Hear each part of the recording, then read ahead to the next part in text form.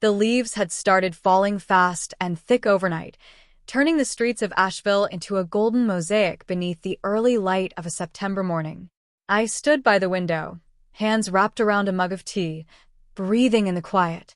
Outside, the first chill of autumn settled over the neighborhood, brushing everything with a hush that felt almost sacred. It reminded me of the hush that had filled my life ever since Mark walked away. Mark, my ex-husband.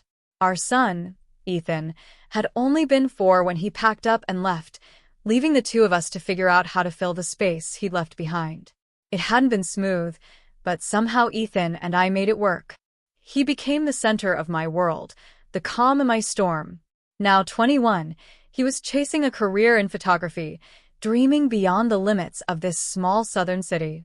I turned away from the window when I heard footsteps descending the stairs. They were confident, purposeful, the kind of stride that made it clear he'd grown into himself. When Ethan appeared, wearing a soft flannel shirt and worn jeans, his camera slung over his shoulder, he smiled wide, and just like that, the morning didn't feel so cold anymore. "Morning, Mom," he said, leaning in to kiss my cheek.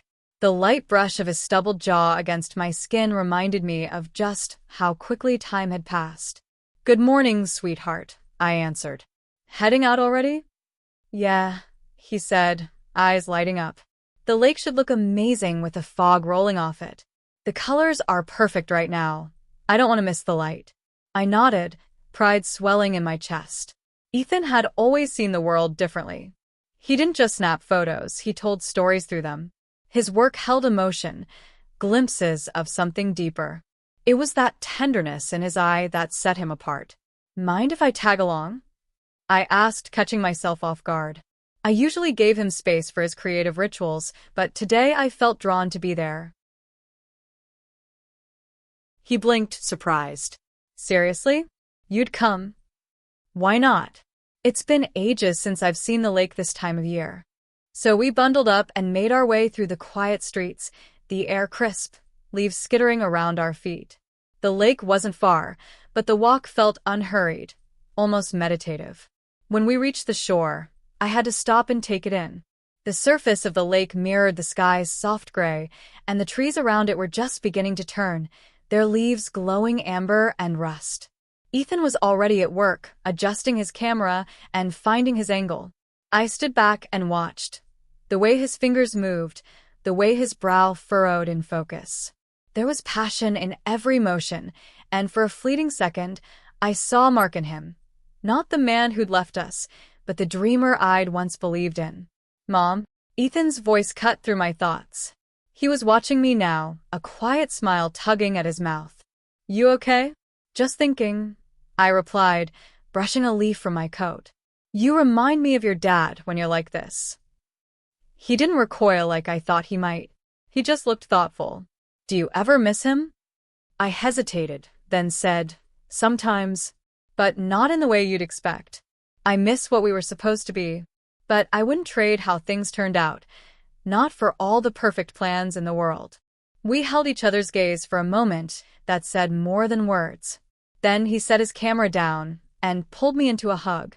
I felt his warmth through our jackets, and for the first time in a long while, I felt whole. "I'm glad it's been just the two of us," he said quietly. "I mean it."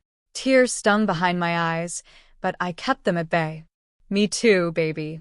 Me too." We stayed at the lake until the sun rose higher, softening the colors and turning the mist to gold. Ethan captured it all. The shimmer of dew, the way light hit the trees, even the fox tracks that disappeared into the brush. I watched him, and it hit me. He wasn't a boy anymore. He was his own person now, yet still tethered to me in the best way. As we walked back, I looked over at him. "Ethan?" "Yeah. Promise me something. Anything. Never stop seeing the beauty in this world. People need that." He smiled, breath visible in the crisp morning air. "I won't, Mom. Promise." And as we walked side by side, rust-colored leaves swirling around our feet, I knew that promise was more than words. It was a thread between us, binding our shared past and our unfolding future. You know, Ethan said with a mischievous glint in his eye as we strolled beneath a canopy of amber leaves. I think I finally figured out why my pictures haven't been hitting the way they used to. Oh, I raised an eyebrow, intrigued. He came to a stop, turned toward me, and lifted his camera. My best subject's been walking beside me this whole time, hiding in plain sight. I chuckled, brushing a leaf off my shoulder. You're not seriously talking about me, are you? He didn't answer right away. Instead, he clicked the shutter, catching me mid-laugh. You're exactly who I mean. You've got this unfiltered grace. It's not about perfection. It's about presence. And you, Mom, you've got that in spades. I felt heat rise to my cheeks, and it had nothing to do with the brisk autumn air. You sure know how to flatter a woman. He grinned. What can I say? I've got skills. That playful energy followed us all the way home. Every few steps, Ethan would lift his camera and toss a witty comment my way, earning another laugh, another candid smile. By the time we reached our porch, my face hurt from smiling so much, and I didn't mind one bit. You're going to love these, he said, kicking off his boots as we stepped inside. You'll see. Only if I get to veto the ones where I look half asleep, I said, peeling off my scarf. He flashed a cheeky smile as he bounded up the stairs. deal. But prepare to be amazed. He didn't come back down the rest of the evening, something I'd come to expect when he was buried in creative mode. I could hear soft music drifting from his room, mixed with the occasional click of his camera. Whatever he was crafting, it clearly had him entranced. The next morning, the aroma of freshly brewed coffee coaxed me awake. I stayed curled beneath my quilt for a few extra minutes, the crisp air urging me to delay getting up. Just as I was thinking about finally moving, the door creaked open. Ethan entered, carefully balancing a wooden tray. On it sat a steaming mug, a muffin crowned with a tiny candle, and a miniature vase holding a single marigold. Happy birthday, Mom, he said quietly, his eyes warm. I pushed myself upright, stunned. Ethan, you didn't need to do all this. Of course I did, he said simply, placing the tray in my lap. You do so much for everyone else. He perched on the bed beside me as I blew out the candle and sipped the coffee. It was just the way I liked it. That one simple gesture, so thoughtful and heartfelt, made the day feel special before it had even begun. The hours that followed were quiet but full. The kind of birthday I loved. No fuss, no crowds. Just the soft hush of autumn and moments shared between us. When evening settled in, I curled up with a book, the house humming with peace. It was nearly midnight when I heard his familiar tread on the stairs. He walked into the room holding a sleek black box. Hey, Mom, he said with a quiet excitement in his voice. I've got one more surprise for you. I sat up, curious. You've already made this the best birthday in years.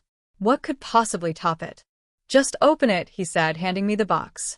Inside, nestled in soft layers of tissue, was a silky black robe and a set of elegant, lacy underthings, bold but beautiful. My breath caught as I ran my fingers across the delicate fabric. Ethan, it's lovely, but there's more, he cut in, smile widening. Put it on and come upstairs. You'll see. I hesitated, unsure of what to expect, but something in his voice, some blend of giddy excitement and sincerity, made it hard to say no. I carried the box to my room, my heart fluttering with curiosity. When I stepped into his room minutes later, dressed in the robe and feeling more vulnerable than I had in years, I was taken aback. The room glowed in warm crimson light, the lamps shaded by sheer fabric.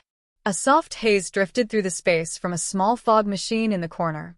In the center stood a polished silver pole, and near it, on a small table, rested a sleek leather cat mask.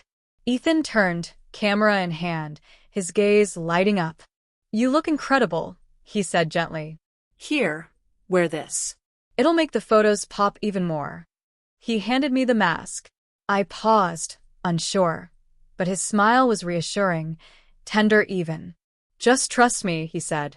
Tonight's about celebrating you. Let me show you how I see you.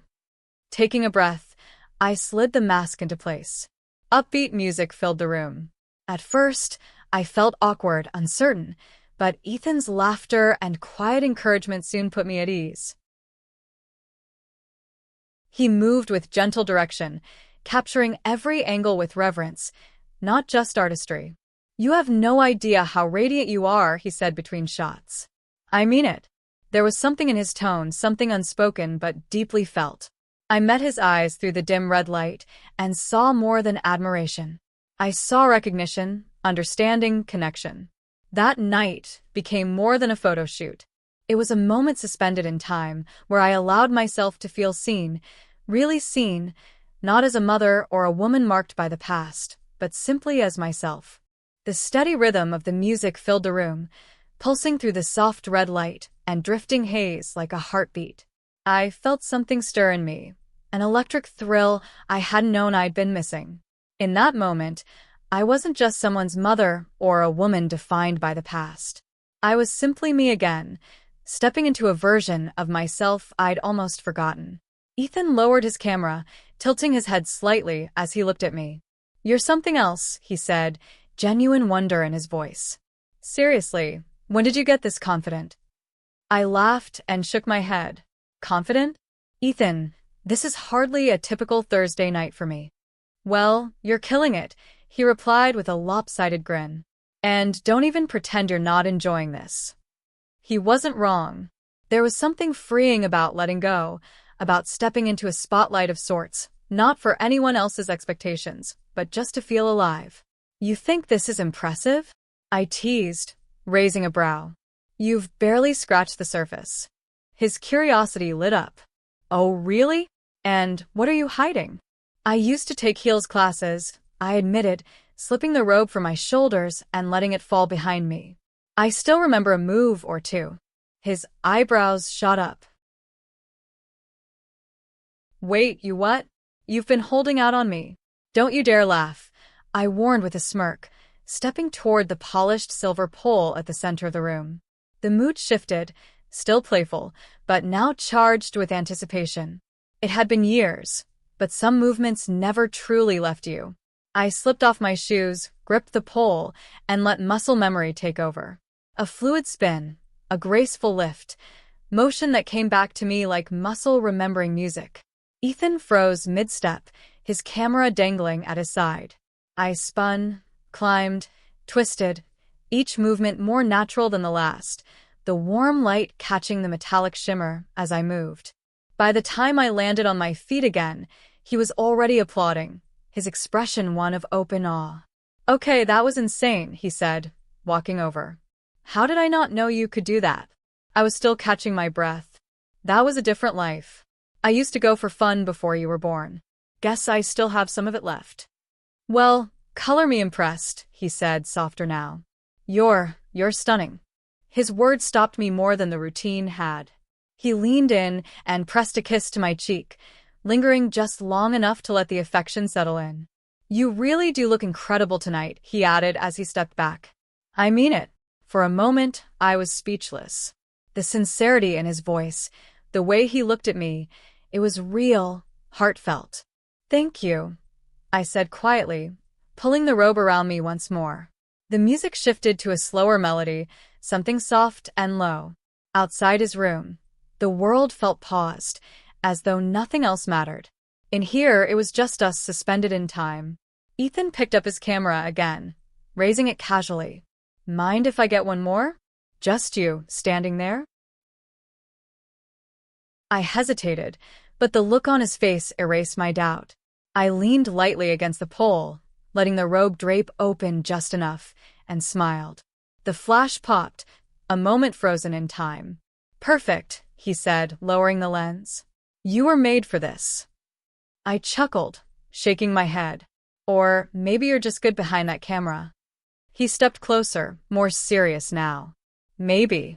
Or maybe you've always been extraordinary, and I just get to witness it."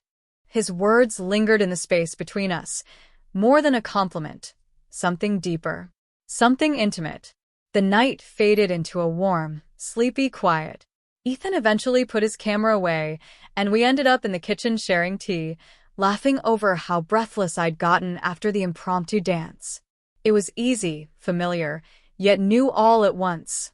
Later, as I tucked into bed, I replayed it all. The light, the laughter, the way he looked at me with pride. Ethan had always been the reason I kept going. But tonight, he gave me something unexpected, a mirror into a part of myself I thought I'd left behind. Life would pick up again in the morning. But that night, under red light and autumn air, I drifted into sleep with the sweet weight of belonging and the quiet glow of feeling more alive than I had in years. The house felt unusually still that morning. Ethan hadn't come down yet, which was odd. By now, he'd normally be in the kitchen brewing strong coffee or fiddling with his lens filters, narrating his plans for the day. Instead, there was an almost unsettling quiet. A quiet that hinted something had shifted, even if I couldn't name what. Eventually, my curiosity nudged me upstairs. As I reached his room, I paused. Faint murmurs floated through the door, his voice low and steady, almost as if he were talking to himself. I knocked softly, but the door creaked open before I got a response. "Ethan?" I said gently. He sat up quickly, startled.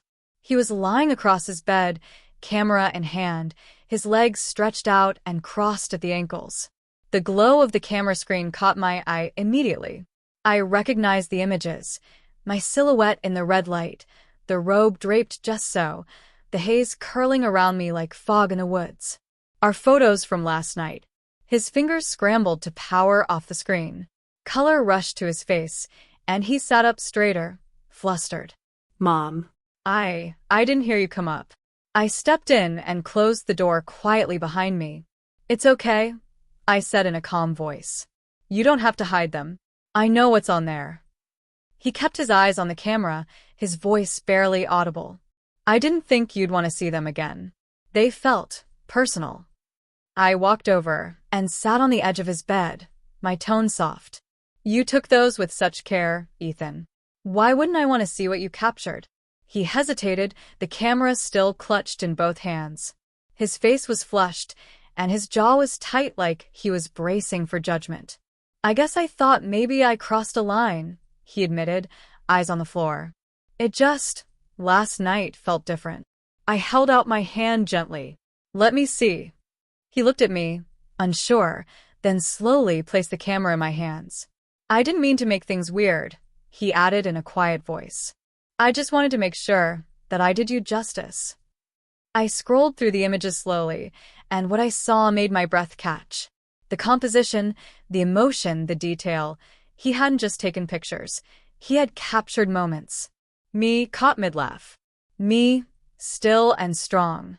Me, seen in ways I hadn't seen myself in years.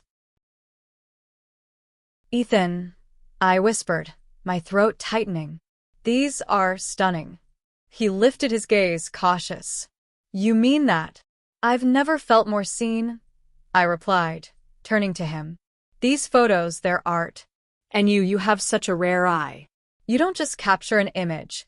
You reveal something beneath it." His posture softened. "I wanted to give something back. You've always supported me, always believed in me. This was my way of showing you how I see you." I reached for his hand, curling my fingers around his. "You've already given me more than you know, Ethan." The room was still, the air heavy with emotions neither of us rushed to name.